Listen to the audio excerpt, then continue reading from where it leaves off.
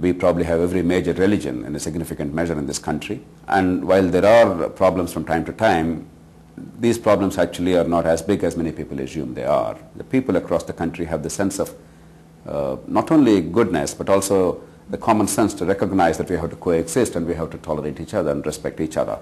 It's part of the tradition. It's the politics of India which deliberately tries to foment communal trouble and see people as voting blocks rather than atomized individuals or communities with collective interests.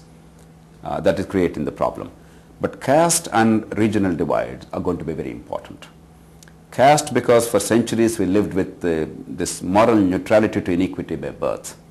It's not merely caste as a label, but it is the enlightened Indians also, otherwise humanistic, globalized, well-meaning, genuine Indians who don't feel appalled at the inequity because of birth. They may treat other human beings with dignity and respect, but they don't see the capabilities being unfulfilled, the potential being unfulfilled. They don't see that it's a very sinful thing.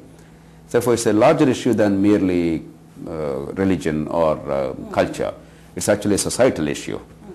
And it's also a political issue because politics treats people as voting blocks and simply thinks that reservation is an answer, whereas it's merely a short-term reparation to show that we have the goodwill. But it's not a solution. The solution lies in really giving education and health care to everybody, to enable them to transcend those conditions, to give them the capabilities to rise on their own. Regional divide is going to be an important one, because already if you take Bihar, India's poorest state among the larger states, its income per capita is 1/5 of that of Maharashtra, India's richest large state. Already within a poor country, there's a differential of 1 to 5 among large states, and both Maharashtra and Bihar would respectively be the largest European countries, if they were independent countries. So we're talking of disparities on a monumental scale. Right. So it's a huge issue. If we have to grapple with that. While our federal polity gives some space for that, we don't have a German model of federalism whereby equalization is a guiding principle. Scenario for India in 2025. The worst case scenario would be if the 300 million or so Indians who don't get even a modicum of education, and if the 600 million or so people who struggle every day to get even minimal health care, and if the hundreds of millions of young people who are either unemployed or underemployed don't get the skills required to be productive members of the community. Unemployment is a product in India of lack of skills. It's not lack of employment, it's lack of employability. That is a challenge. Then we could have serious strife within society across these class lines. It could lead to all sorts of violence and disorganization and anarchy. The second great danger is the regional divide I'm talking about. The south and the west of India, broadly speaking, are forging ahead economically, though within these regions again there are many discords, as I mentioned before, the class lines. Best case scenario. No, worst case scenario. Okay, the worst case scenario. So the south and west could forge ahead while the north and the east may remain far behind. There is no democratic society which ever endured such vast regional inequalities on such monumental scale. If it's a small percentage of the population in one part of the country, that's a different matter. But if it's a vast proportion of the population across regions with tremendous disparities, we simply don't have a parallel so far.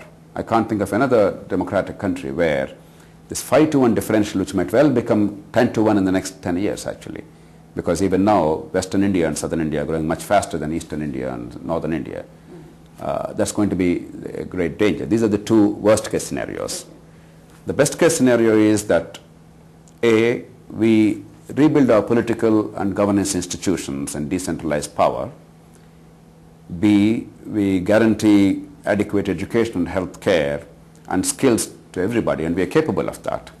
But for that, the first one is a precondition, governance institutions and political institutions. And C, we find a constitutional mechanism to overcome the regional imbalances. Once that happens, we will be a moderately prosperous country, not an affluent country. That's a pipe dream, let's face it. It will be affluent for some. Yeah, that always will. Even now it is. Even now it is for some, for a select few. But as a country, it will be a moderately prosperous country, which is a reasonably good state to be in.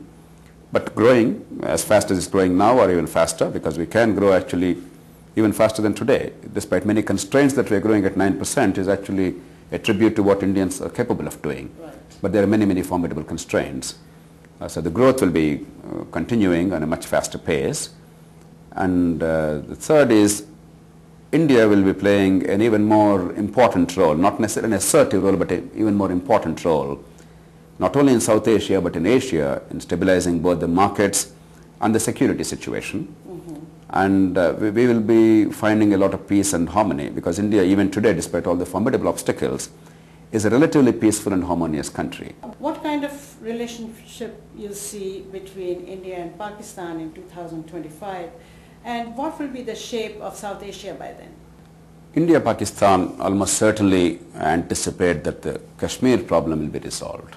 Will be resolved. Yes, I have no doubt about that, because already I think we are well on course.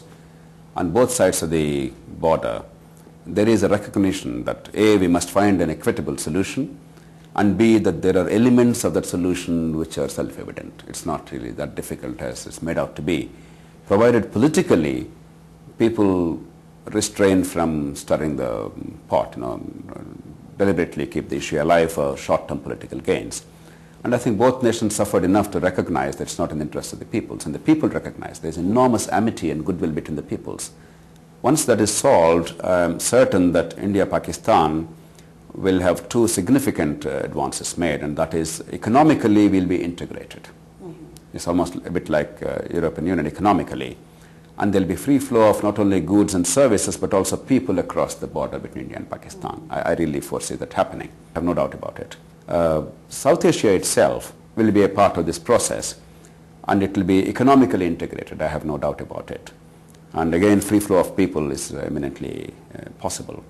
But the big question mark is the Sri Lankan problem of LTTE. Yes. If they can overcome the problem of language, it all started with language. India has been both wise and fortunate in being able to address the enormous diversity of language and yet forge unity and harmony in society.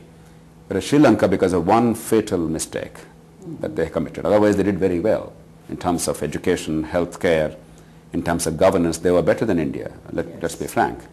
But one fatal mistake, and that was in not being able to address the issue of linguistic differences.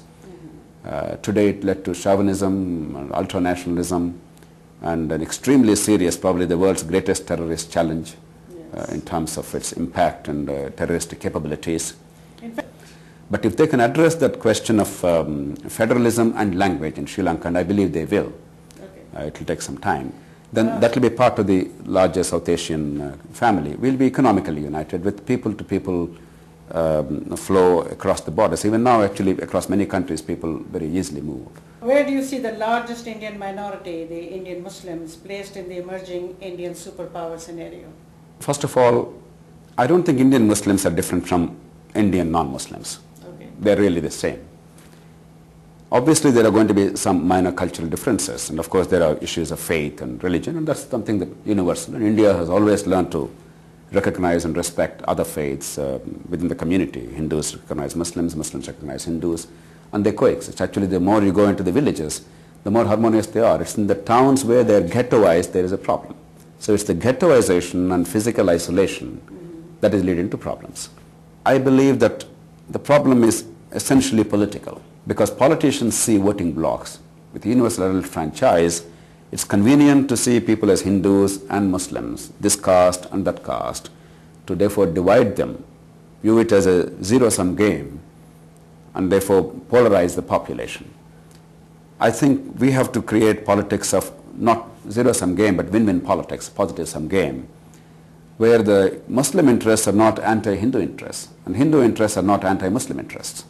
It's an absurd way of looking at the world, and it's possible. The second is, the minorities issue is not merely one of religion and faith in India. It's actually one of economy, and it's one of poverty, one of education and health care. And once we address education and health care issue through political institutions and transformation in the country, this Muslim minority issue can be easily addressed in terms of integration with the larger economy and society.